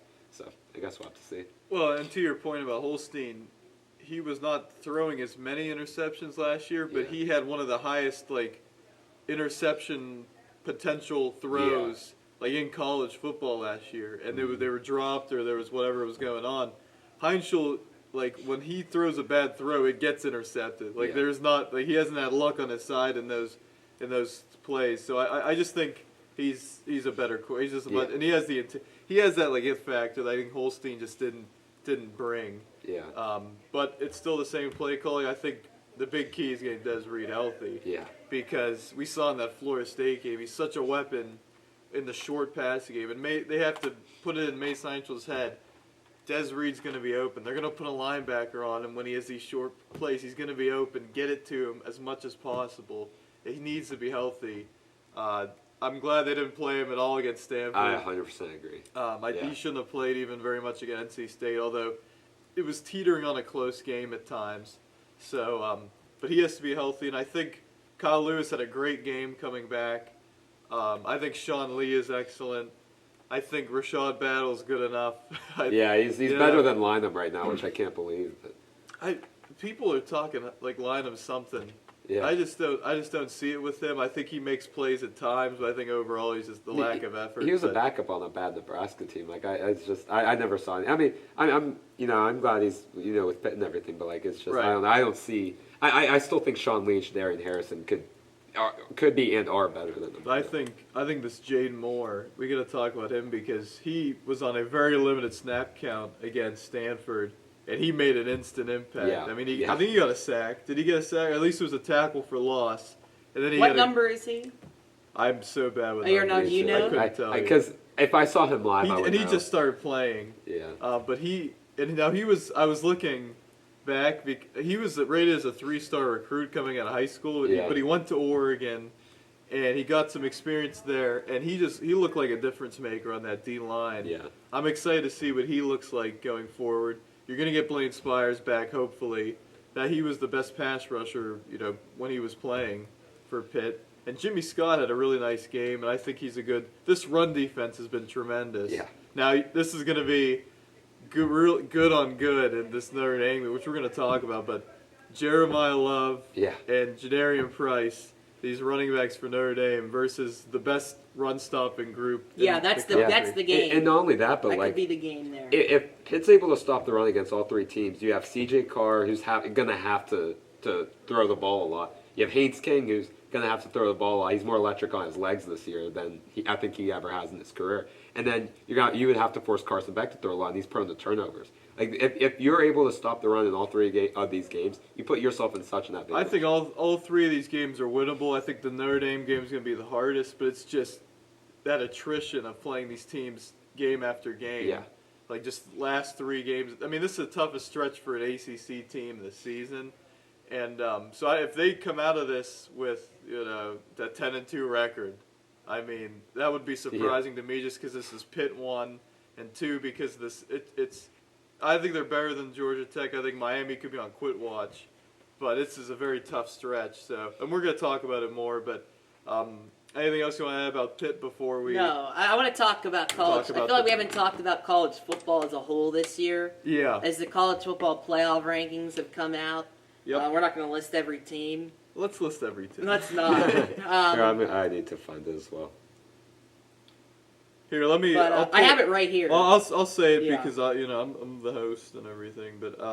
okay. Well, I just want to, hey, excuse me, you said you didn't want to host, so I'll list them. But not too many surprises as we look at the college football top 25. Actually, what was a surprise to me was Pitt being in it. I don't think they have the greatest wins. Congrats. That's a hang the banner for us. It is important because it shows that the committee. I didn't understand why Cincinnati was in the top. Was it 25 still? In the AP pool, but now the AP pool is irrelevant at this point. Yeah, it's more like because ESPN has Pitt 24, but not AP, I think. Well, yeah, AP doesn't. The CFP has Pitt 24. That's what the matters. AP does. Yeah, I agree. And that's what matters. And you look at some of these teams. So Ohio State's 1, Indiana 2, A&M, Alabama, Georgia, Ole Miss. That top 6 is pretty unchanged. There was people are saying it's ACC disrespect. At Big 12, maybe overhype here because BYU 7, Texas Tech's 8. You got to go down to 14 for Virginia, but Virginia has not looked very good. Virginia might be Texas the worst better. number 14 team in the country. I think Miami could be higher maybe, but don't lose these games. Exactly. Don't lose these games. Yeah. I think Notre Dame's way too high still. I think people. I don't think they should be. I think they should probably be around where Louisville is. And Louisville has better wins than Notre Dame. But they have great losses, whereas but Louisville, their losses to UVA at home. But so was there slight disrespect to the ACC? Yes, maybe. But I think BYU has proven themselves to be a really good team. That's going to be a great game this weekend. I think Texas Tech has a lot of NFL players on their defensive front. They're really good, and Utah's blowing teams out. And so, we got to talk about. I think. Everyone talks about we talk about this all the time, but I don't know if we talk about it enough on the podcast. Like, everyone gets so excited about the Big 10 or the Big 12, but no one talks about how consistently good the SEC is and how great it is this year. There is not an easy team to beat in the SEC. And I know Kentucky is bad, but they occasionally They kept close they keep it close a lot of the time. There is not an easy game. It's like the NFL. We were talking about it. Yeah. The SEC is the college football version of the NFL. Look how many teams are going to make it from the SEC. It's incredible. A&M. Yeah, exactly. And it's going to be such a tight finish to see who makes the SEC championship. A&M. This is a title contender. Bama is a title contender. Those two teams are the top 2 title contenders, and they're ranked accordingly. But then you have Georgia. To me, they're not like the Georgia teams of past years, and they keep or they're like down in the fourth quarter, or it's tied in the fourth quarter, and they keep finding ways to win games. You have to give Kirby Smart a lot of credit. Ole Miss, I think this is one of their best teams in years, and they've had some decent teams, but like the defense isn't as terrible as it used to be. And they're now not losing to bad Ole Miss, teams. they have. I feel like they need to commit to this. They switch quarterbacks out sometime. They need to stick to this Trinidad Chambliss. I don't know if I'm saying his name right. They need to stick to him. Kiffin's but been that's doing 4 that teams since there. And then you have Texas and Oklahoma. Texas, I don't know how they're 7-2 because their season was about to be over against Mississippi State. Yeah. Came back and won that game.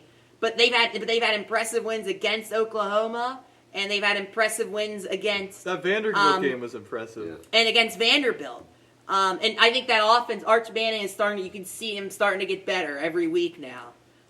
So they're a dangerous team. Oklahoma's defense. I mean, both Texas and Oklahoma, both those defense are top 10 in the country. And then again, Vanderbilt. I think they should still be in the mix. That was a tough loss to Texas, but they've won so many. They've won a lot of good games. I mean, and they almost beat Bama.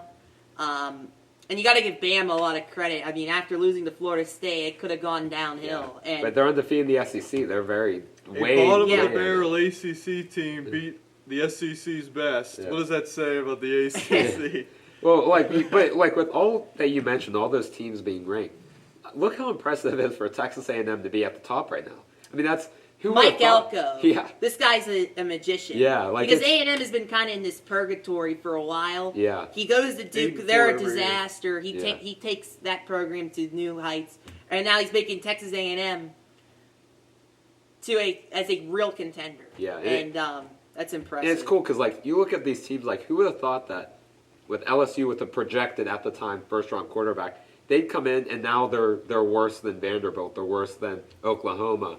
You know, with Texas's start, they're worse than Texas. Like it's kind of crazy how this is all unfolded. And to me, like the SEC still is by far the best conference. I know people like to throw the Big Ten, obviously Ohio State, Indiana, but I always tell people the Big Ten is the most top heavy conference. It's just you have the few teams up top and everything else. Like you know, congrats, you beat Northwestern by 20. Like it's not like the SEC where any team could beat anyone. Yeah, It's no, just- the Big Ten's they're not in the conversation. No. I think they're way overhyped.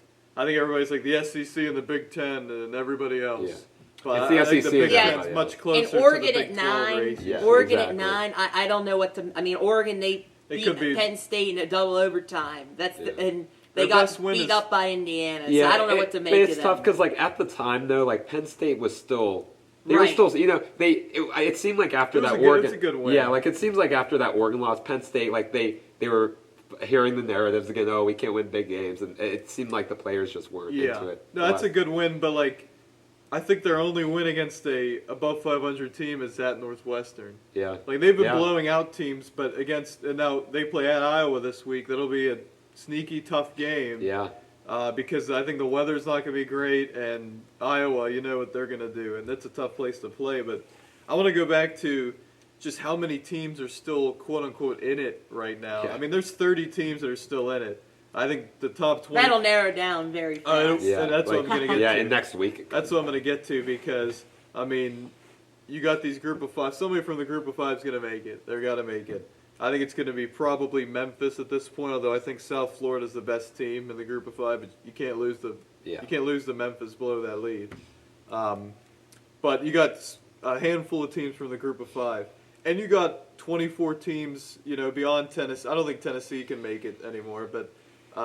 I think if Pitt runs the table, they can make it. If Washington does, they can make it. All these teams, but I think Missouri plays A&M this week. If they lose, they're out, and they're not going to make it. Washington, they have tough games against Oregon and SC, I think, so they're probably not going to make it. Michigan plays Ohio State. Iowa plays Oregon. Iowa plays USC. USC plays Oregon. Like there's a bunch of games. Miami, they're probably not going to make it. Georgia Tech, they play Pitt. Like there's a lot of teams where you can narrow it down here after a little bit. But I do think it's going to be much tougher for the committee this year than last year because of how good the SEC is. Like they're going to have Memphis or somebody be the group of five. 3-loss SEC right? Then you're going to have team. an ACC team that's meh, right? And then, well, we have to put them in. But how do we fit in? Let's just say Texas and Oklahoma both finished with 2 losses. Well, first of all, you would put Texas in over them because they beat Oklahoma. But do you... Well, and then you'll have whoever the Big 12 champion is. And then, like, do you value Texas with 2 losses? Or maybe, let's just say BYU doesn't win their conference. If Texas has 2 losses, they're in no matter what. You think so? They play A&M. They play at Georgia. They win those games. Yeah. They're in. Like they have a tough. Yeah, Okay, plus, so like, that, yeah. I forget how many. I just don't think Like how many conference losses did they have? I know they lost to Ohio State, so that's not one. They have one conference loss. Like in a weird way, they could because they would have the tiebreaker over in A&M. If they win out, they have a. It's Weirdly like a enough, weird thing. their conference losses at Florida. I didn't realize how Yeah. tough their schedule is still. Yeah. But like, I'm just using them as an example, Right. or Vanderbilt. Like, and then you have like the second place Big 12 team, plus you have the 2 teams that. Then you have 2 teams. Plus you have the 2 teams from the ACC and the group of 5. So I think it's going to be difficult this year. Well, I think it's going to be tough. Well, to your point, I don't think it's about 2-loss SEC. I think it's about 3-loss. Because if you're a 2-loss SEC team, you're in no matter what. Yeah. Like that's a slam dunk. Maybe it's 2. Yeah, or I'm not. 3-loss though, like a 9. If you're looking at a 2-loss Big 12, or like I don't know, an Oregon that has 2 losses, compared to Texas. Say Texas beats Georgia on the road, right? But then they lose at home to A&M, last game of the season. Is Texas? You got to. Well, this is the argument to expand the playoff. Let's expand the playoff. No, that's not what it is. That's the argument but that's for what the makes 12-team it fun. playoff. Yeah. Because there's always going to be argument. Like, so you can't just keep expanding the playoff. For people saying like this is a disgrace, the ACC's being disrespected. Who looks better right now, Utah or Virginia? Who looks better right now, Oklahoma or Virginia? Who looks better? Like, where do you want to put Virginia? Like, where do you want to put who looks better right now, Utah or Louisville? Like, it's not close. It really isn't. I think it's very fair by the committee. I think they did a good job. And I think Notre Dame's too high. I think who's playing better, Notre Dame or UVA? Notre Dame's playing better, but 10 is very high for a team that's best win other than USC is what? Boise at home? Like I mean it's tough. So I think they're jumping the gun on Notre Dame a little bit, but they set that precedent that the win for Miami over Notre Dame doesn't matter as nearly as much as maybe some people thought. And I agree with that because these are different teams now. Yeah. Notre Dame is a better team than Miami right now for sure. So I don't have too much of a disagreement at all, and it's the next couple weeks. This is really going to sort itself out because we like the chaos right now. Yeah, we love but I mean, who do we think? Who are we projecting? Like in the ACC, like, do we think Pitt?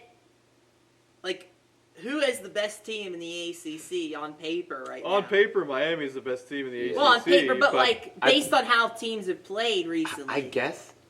Pitt's the best. Pitt is the best team right now. But I guess you could say based off. You can't say off record. I don't know. Like I think Pitt has. Louisville's Pitt still has to beat somebody. Like I think that's a big win against Miami for Louisville. Louisville is as much as we hate how Pitt should have won that game. Pitt outplayed Louisville, but they won that game. That's what I'm thinking. I'm like, yeah, because Louisville's better than Virginia. Like absolutely. that's a. But Virginia easy. beat them.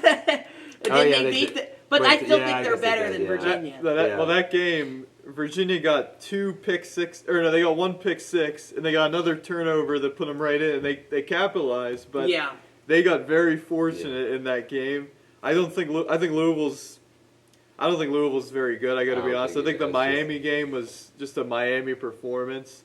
Isaac Brown, their running back, is hurt now. Now you're kind of looking at that. You kind of wish Miami would beat Louisville. This Notre Dame now, game for Pitt. Like, look. In the scheme of things, if Pitt beats Notre Dame, it doesn't really matter. That's what I'm scared about because they might be riding that high, and then they might lose to Georgia Tech. Like that's what. Right, but I do want to see them keep it close with Notre Dame. Yeah.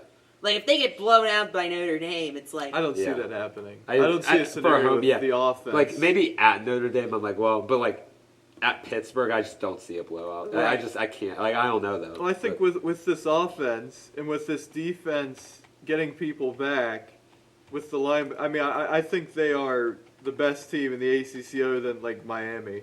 Like honestly, Yeah. I think they've been playing that way. Georgia Tech, I think that's a very winnable game, and Pitt matches up very well. I mentioned about with Georgia Tech. I think if Pitt play Louisville again, Pitt would win. Yeah.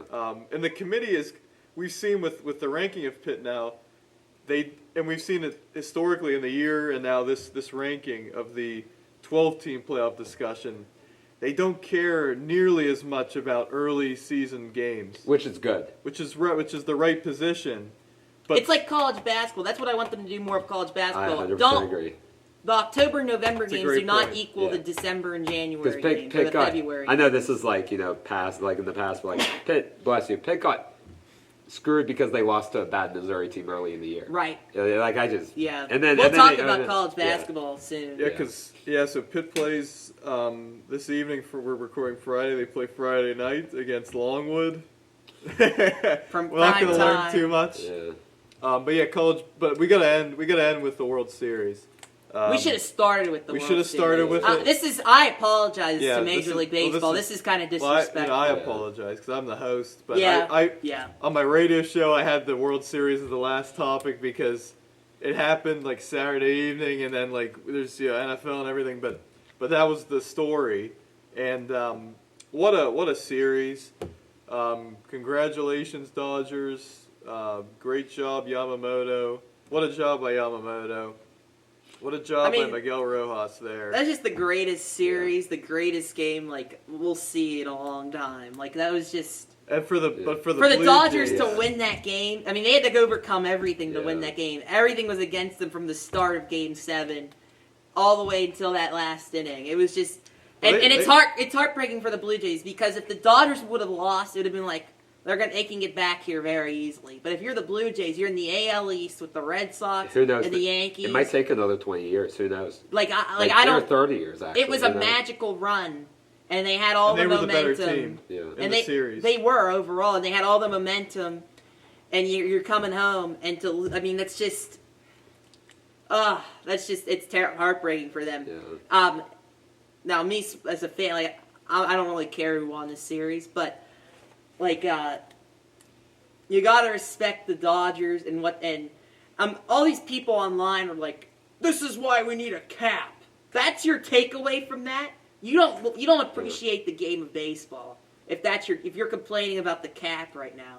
Like the Dodgers, they were a wild card. They had to beat Cincinnati. No, Cincinnati's terrible, but they had to win a series against Cincinnati. Against good pitching. It's not like they faced a bunch of right. bums. They had to go through, and then they had to Philadelphia, road. I mean, they were on the road Milwaukee. every single time. They were the road team. They played the best to start teams, the series. Yeah. and they beat them. Yeah. Right. And then I don't like that. And I don't want to hear this. Well, they're a super team, and they won 88 games in this regular season. Like the payroll, I understand the payroll, but like it's not about that. Like, and they had multiple. I mean, Handy Pot. Oh, here's the thing: the Dodgers did this. They didn't hit.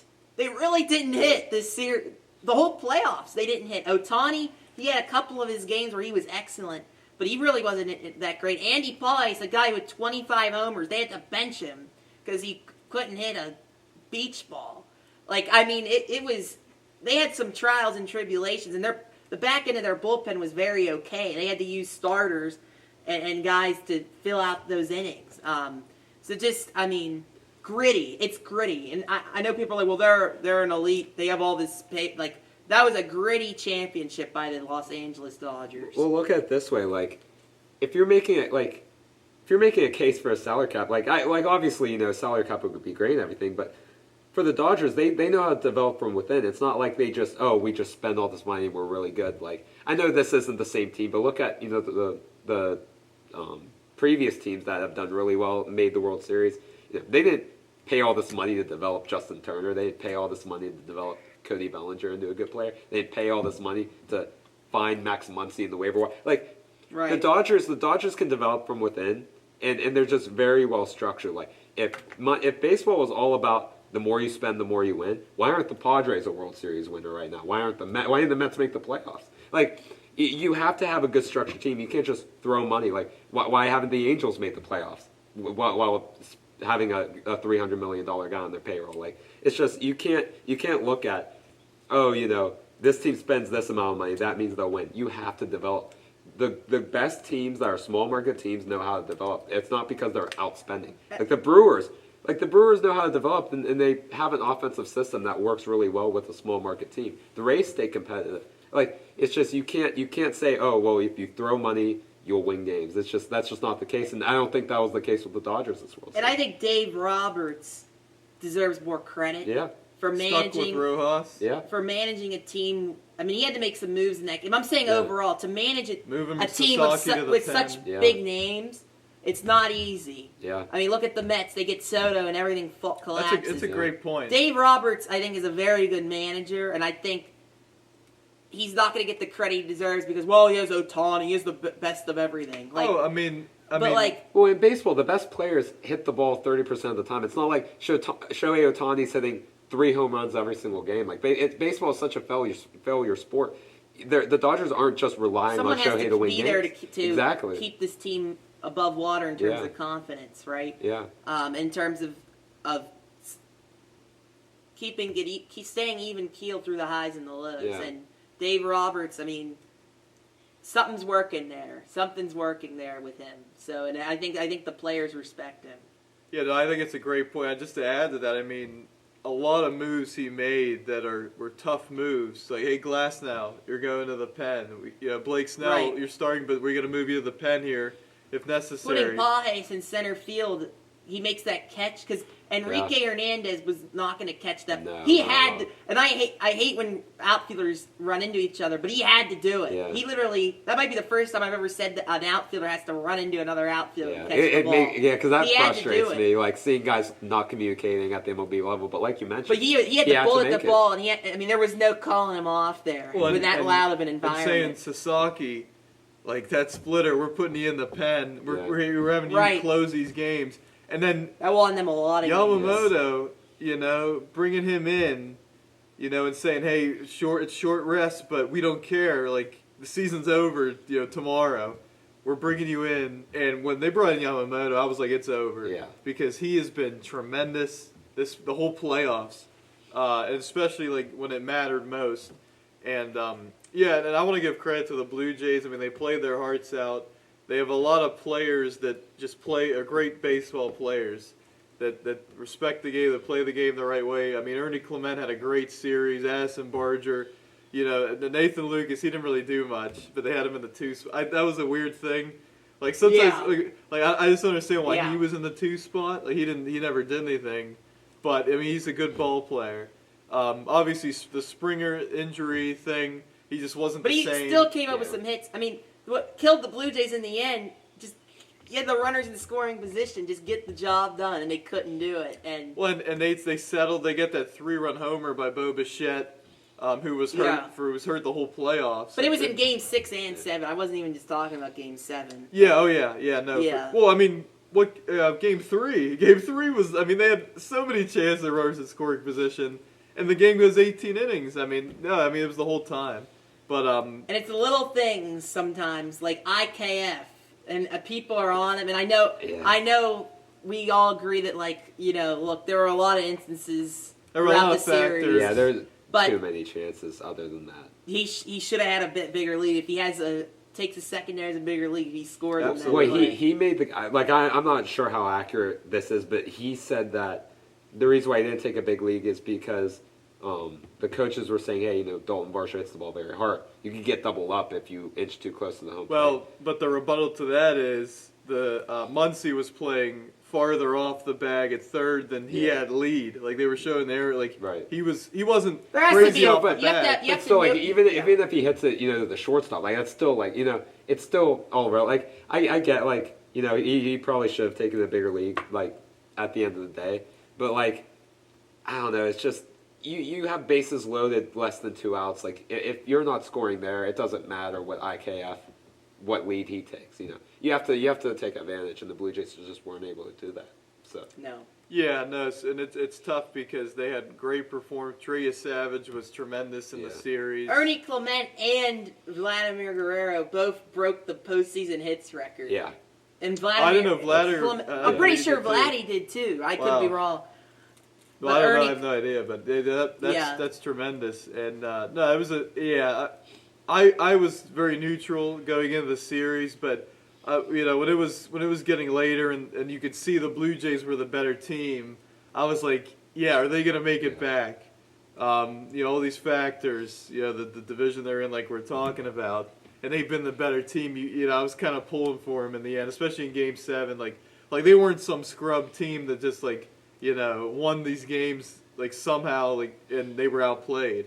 Like they played well enough to win that World Series, and so that's what's tough. And the way they lost, right? You're up 4-2, you're in the 8th inning, and Yusevich, there's nobody on, and I think there's one out or maybe there's 2 outs, but Max Muncy hits that homer, and it's 4-3, and it's like, oh, it's a solo homer. The Dodgers the are just so momentum clutch. there. They're just so clutch. It's unbelievable. And I mean, that's a fact.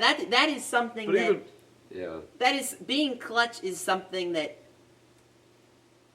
you can't explain it, but some teams, some players just have it, and the Dodgers have. When you're and a good player, that is an ability to have. That is an ability to have. And they're still hungry to win Yeah. games as well. It's not like they're paying a guy that's just checked out. To be good in high pressure situations in all sports is something that matters. But go just ahead. that Evan. Miguel Rojas homer, man. I mean, that just took the air completely That out was of the just balloon. out Not of only all- that it was a out of tying everybody. homer, It's not all- only that it was a tying homer in the 9th inning Yeah. of a game you've controlled the whole time, but that it was the worst hitter in the lineup, arguably, right? And Miguel Rojas isn't a scrub. I like Miguel Rojas a lot, but he's not. He's the last person on the list of guys below Kike Hernandez. Of guys that you think would come up big in the or that would hurt you in that situation. And so, I mean, Dave Roberts, he must have had some kind of feeling. I don't know what it is, but he's just like, you're gonna hit a homer here. Yeah. So I don't know what that is. That's crazy. But he trusts him in that spot, and he delivers. And Big Will game Smith, Jeff Hoffman. Dude, He we was were good, saying though. I mean, we were saying going in that's going to be a problem for them. Jeff Hoffman is the closer. But it was one mistake. It wasn't a problem. He was till the great. end. That's what I'm saying. He was great all postseason, and it was I guess he was just due for that because he had given up. Didn't he lead the league in giving up homers or something? He had a very high Like as a ERA. reliever, maybe. Yeah. That was a really bad pitch. I mean, it was Yeah, it served was. up for Miguel Rojas to hit it out. But Of all people, and I feel like that always happens in the postseason. There's always a moment where it's like somebody does something great, and it's like, of all people, it's that guy. Remember Travis Ishikawa, Pirates legend, did that with the Giants during their 2014 run against the Cardinals. That's a Pirates legend right there. That is a Pirate. He made the opening day. He was the opening day first baseman.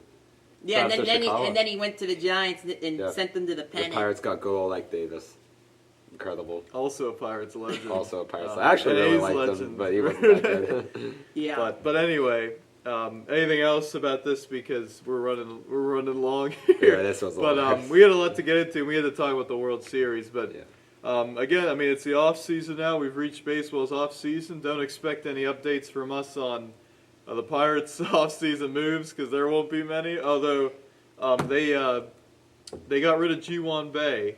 Yay! Well, Paguero's not gone, but they sent him down. Figueroa's he's off the Yeah. 40 man. Nobody claimed Did the it. Pirates crazy. put on the 40-man Ryan somebody? Ryan, Oh, the most random guy. some random pitcher. They added I don't know. a minor league pitcher to their 40 man. Apparently, he can throw in the triple digits and Well, stuff. you know who they DFA'd? They DFA'd Dugan, or is that his name? What Yeah, was it? Dugan Yeah. Darrell, or what is Yeah. his name? Yeah, something Yeah. like that. Daryl.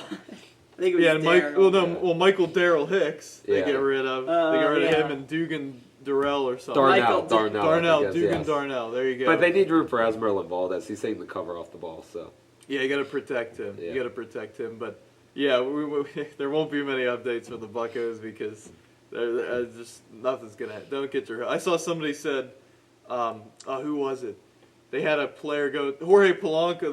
They had him go to the Pirates on a 3-year, $42 million deal. That would be insane. And I'm like, they'd have to they trade haven't Keller to given do any that. indication Yeah. that they're going to spend more. In fact, there's reports We it's haven't going had to a be less. multi-year deal since And there hasn't Ivan been- Nova in 2017. Well, they would Yeah. need to trade So- Keller so that they have room for that, assuming that they would go under the amount they had So- last year. So So that's what We'll it see. is. And so they had the Pirates getting one of the Japanese players that's going to be posted. I know the one guy was posted yesterday or today. oh, the hitter, yeah. Yeah, but Anyway, anything else to add? We'll see what the Steelers do this week. Oh, I wanted to, briefly.